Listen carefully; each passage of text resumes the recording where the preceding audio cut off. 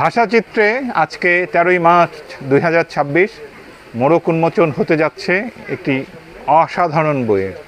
এই বইটি আমেরিকায় রবীন্দ্রনাথ লিখেছেন আবদুল্লাহ জাহিদ। আবদুল্লাহ জাহিদ আমাদের বন্ধু, তিনি ময়মনসিংহের মানুষ, ছোটোবেলায় চাঁদের হাট করতেন, কিন্তু এখন তিনি অনেক বড় মানুষ। তিনি নিউ ইয়র্কে কুইন্স লাইব্রেরির একজন লাইব্রেরি বিশেষজ্ঞ, আমরা বলতে পারি লাইব্রেরিয়ান। তো আমি যখন নিউ ইয়র্কে যাই তখন তিনি কুইন্স লাইব্রেরিতে আমাদের অনুষ্ঠান করেন। আমি কুইন্স লাইব্রেরিতে দুটো অনুষ্ঠান করেছি, একটা ব্যালাড অব আয়েশা নিয়ে আর একটা মা বই নিয়ে। আমাদের আবদুল্লাহ জাহিদ ভাই একটা ভালো লেখক, খুব ভালো লেখক একজন। তার একটা অসাধারণ গবেষণা গ্রন্থ আছে, অনেকগুলি গবেষণা গ্রন্থ আছে, যেমন 1971 আমেরিকার ভূমিকা নিয়ে তার গবেষণা আছে। এই বইটা তার শ্রেষ্ঠ বই, এবং আমি বলবো বাংলাদেশে এবার বইমেলায় যতগুলো বই বেরিয়েছে এই বইটাকে গণ্য করতে হবে। আমেরিকায় রবীন্দ্রনাথ, কারণ আমাদের আবদুল্লাহ জাহিদের অনেকগুলো মৌলিক আবিষ্কার আছে। উনি আমেরিকায় পত্রপত্রিকা খুঁজে খুঁজে বের করেছেন, রিসার্চ করেছেন, গবেষণা করেছেন যে রবীন্দ্রনাথ সম্পর্কে আর কি জানা যায়, আমেরিকায় রবীন্দ্রনাথ সম্পর্কে আর কি জানা যায়। আপনারা জানেন কি না জানি না যে রবীন্দ্রনাথ ঠাকুর যে গীতাঞ্জলি অনুবাদ করলেন সংস অফারিং, এটার ফান্ডুতে হারিয়ে গিয়েছিল। পরে তিনি আবার পেলেন, এবং তারপরে এটা ওই শিকাগোতে আমেরিকার কাগজগুলিতে এই অনুবাদগুলি ছাপা হলো। তখন হইচই পড়ে গেল, ইয়েস তো পাগল হয়ে গেলেন পড়ে, এবং তখন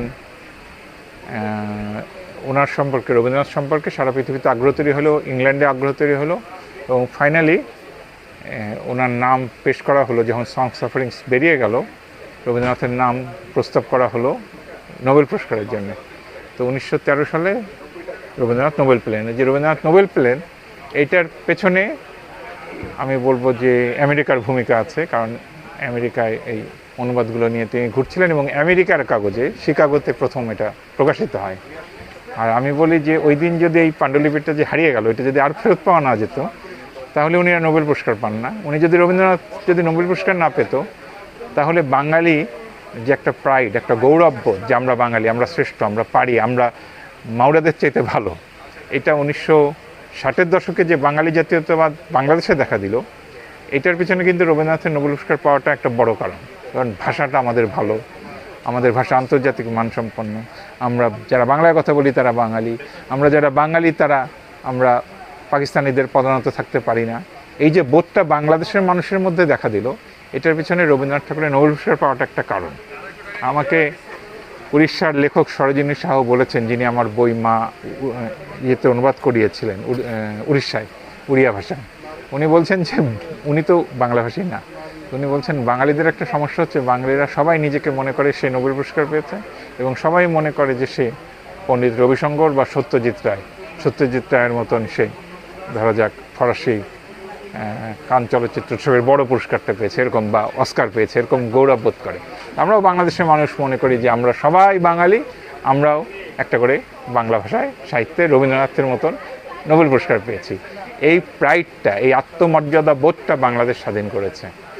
তো সেই জন্যে আমি আমেরিকায় রবীন্দ্রনাথ এই জিনিসটাকে খুব গুরুত্বপূর্ণ মনে করি, এবং এই বইটা আমেরিকার সরকারি গোপন নথিতে রবীন্দ্রনাথের নাম। এই যে গোয়েন্দা সংস্থাগুলি, এরাও কিন্তু সবসময় লেগে থাকে, তো রবীন্দ্রনাথের পিছনেও লেগেছিল, ফলে তার সম্পর্কে গোয়েন্দা তথ্যও প্রচুর আছে। তো এই বইটা একটা খুব ভালো বই, সবার এই বইটা সংগ্রহ করা উচিত। এইবার 2026-এর বাংলাদেশের বাংলা একাডেমির বইমেলার একটি শ্রেষ্ঠ গ্রন্থের নাম আমেরিকায় রবীন্দ্রনাথ লিখেছেন আবদুল্লাহ জাহিদ, প্রকাশ করেছে ভাষাচিত্র। আপনারা সবাই সংগ্রহ করবেন।